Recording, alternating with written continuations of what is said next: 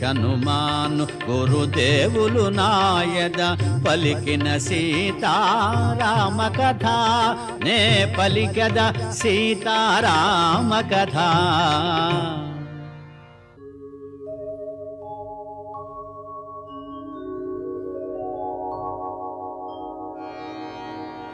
యమ కుబేర వరుణ దేవేంద్రాదుల సర్వసంపదల మించినది విశ్వకర్మ తొలుత బ్రహ్మకిచ్చినది బ్రహ్మవరమున కుబేరుడందినది రావణుండు కుబేరుని రణమందు ఓడించి లంకకు గుని తెచ్చినది పుష్పకమను మహావిమానమది మారుతిగాంచెను అచ్చెరు పొందే.